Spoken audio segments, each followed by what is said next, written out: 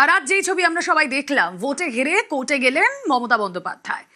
Vote পরবর্তী অশান্তির অভিযোগ মামলা দায়ের হয়েছে এবং সওয়াল করতে সেই মামলায় পৌঁছে গেলেন তিনি। আইনজীবীর কালো পোশাকে কলকাতা হাইকোর্টে প্রাক্তন মুখ্যমন্ত্রী আদালত চত্বরে তাকে লক্ষ্য করে উঠল স্লোগান,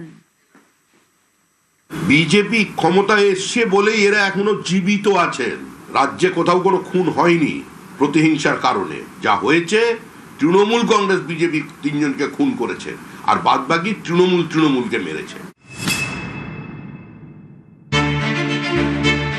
বৃহস্পতিবার আইনজীবীদের কালো কোট গায়ে চাপিয়ে কলকাতা হাইকোর্টে প্রাক্তন মুখ্যমন্ত্রী মমতা বন্দ্যোপাধ্যায়। নির্বাচনের পরে অশান্তির অভিযোগ তুলে হাইকোর্টে মামলা করেছেন তৃণমূল নেতা শীর্ষান্ন বন্দ্যোপাধ্যায়। এবারের বিধানসভা ভোটে উত্তরপাড়া কেন্দ্রে তৃণমূলের প্রার্থী ছিলেন তিনি। বিজেপির কাছে হেরে গেছেন। এদিন মামলার শুনানিতে আইনজীবী হিসেবে হাজির হন মমতা বন্দ্যোপাধ্যায়। সঙ্গে ছিলেন দলের আরও দুই আইনজীবী নেতা কল্যাণ বন্দ্যোপাধ্যায় এবং চন্দ্রিমা ভট্টাচার্য। এজলাসে দাঁড়িয়ে মমতা বন্দ্যোপাধ্যায় সওয়াল করেন,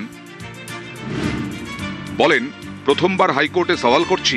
1985-তে বার কাউন্সিলে নাম নথিভুক্ত হয়, সময় মতো মেম্বারশিপ রিনিউ করেছি। শিশু, নারী, মুসলিম কাউকে রেয়াত করছে না। 18 বছরের বিবাহিতকে ধর্ষণের হুমকি। কলকাতা হাইকোর্টের প্রধান বিচারপতি সুজয় পাল প্রশ্ন করেন, এই অভিযোগগুলোর কি মামলার সঙ্গে সম্পর্ক আছে? জবাবে মমতা বন্দ্যোপাধ্যায় বলেন, প্রতিদিন একই অভিযোগ আসছে। আদালত অনুমতি দিলে সাপ্লিমেন্টারি হলফনামা দেব। ঘর বাড়ি লুট করছে, আগুন লাগাচ্ছে। রাজ্যের মানুষকে বাঁচান। এটা বুলডোজার রাজ্য নয়, এটা পশ্চিমবঙ্গ। প্লিজ রাজ্যবাসীকে সেভ করুন। পুলিশ কোনো পদক্ষেপ করছে না। 2021 সালে 2রা মে, ঠিক তারপরে 27 দিনে 56 জন বিজেপি কর্মী খুন। 27 জন বিজেপির মহিলা কর্মী প্রকাশ্যে ক্যামেরার সামনে বলছেন যে আমরা তৃণমূলের দ্বারা গণধর্ষিতা, জেসিপি দিয়ে বাড়ি ভাঙা, অবর্ণনীয় অত্যাচার। সেদিন মুখ্যমন্ত্রী ছিলেন মমতা বন্দ্যোপাধ্যায়। কোথায় ছিল কোর্ট? কারণ তখন পশ্চিমবঙ্গে শাসকের আইন ছিল। বিজেপি ক্ষমতায় এসছে বলেই এরা এখনো জীবিত আছেন।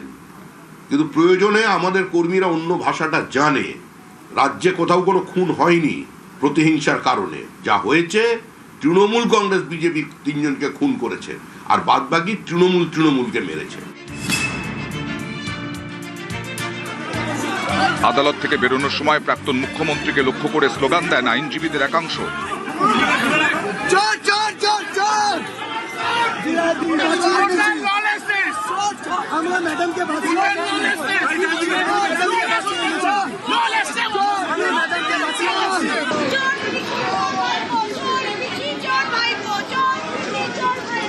পশ্চিমবাংলায় এই মুহূর্তে কোনো গণতন্ত্র বলে কিছু নেই।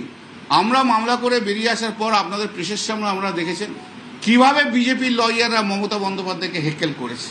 এবং একটি ছেলে যে শুভেন্দু অধিকারীর ভবানীপুরে ইলেকশনে ছিল, কি নাম, সূর্যনীল দাস অ্যাডভোকেট, তিনি মমতা বন্দ্যোপাধ্যায়কে সেদিনকে হেকেল করেছিলেন এবং আজকে এসে আবার মমতা বন্দ্যোপাধ্যায়কে হেকেল করার চেষ্টা করেছে।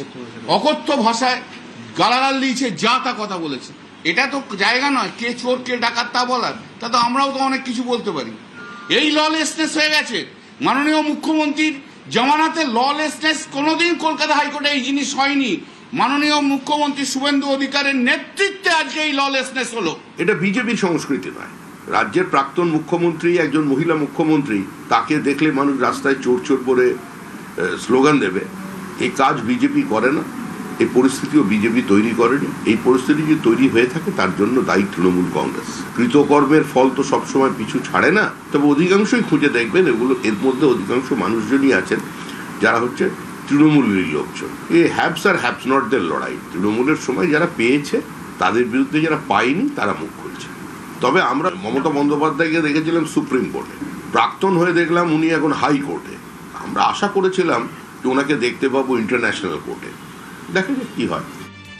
নিউজ 18 বাংলা। ভোট পরবর্তী অশান্তি মামলা পদক্ষেপের বিষয়টি রাজ্যের উপরে ছাড়লো হাইকোর্ট। কেউ ঘরছাড়া হলে পুলিশ পদক্ষেপ করবে। কথা বলবো, অর্ণব রয়েছেন সঙ্গে। অর্ণব, কি পর্যবেক্ষণ আদালতে? দেখো, রাজ্য সরকার আপত্তি জানিয়েছিল এই জনস্বার্থ মামলায় যেভাবে অভিযোগের বহর আনা হয়েছে এবং রাজ্যের তরফে এই বক্তব্য ছিল ধীরাজ ত্রিবেদীর যে হাজার হাজার অভিযোগ করা হচ্ছে, কিন্তু কোন অভিযোগ, কিসের অভিযোগ, কেন অভিযোগ, কোন ঘটনার প্রেক্ষিতে তার কোনো বিস্তারিত নাই। আদৌ এই ঘটনাগুলো ভোট পরবর্তী অশান্তি কিনা সেটা আগে বৃহত্তর বেঞ্চ তৈরি করে যাচাই করা হোক, তারপরে এই বিষয়ে হাইকোর্ট হস্তক্ষেপ করতে পারে।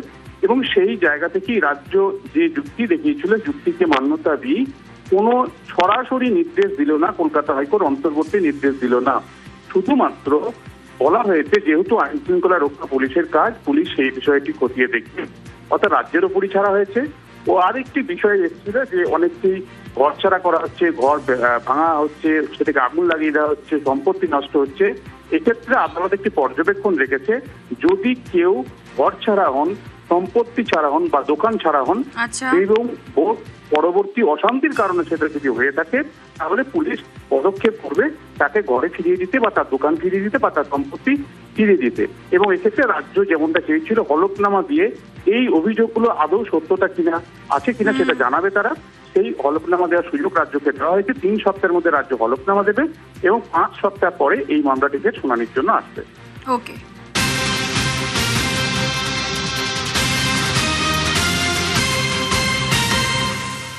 আইনজীবী হিসেবে মমতার তথ্য তলব বার কাউন্সিল অফ ইন্ডিয়া। 16ই মের মধ্যে তথ্য তলব বার কাউন্সিলের রাজ্য বার কাউন্সিলের সচিবের কাছে তলব। মমতার আইনজীবী হিসেবে একগুচ্ছ নথি তলব।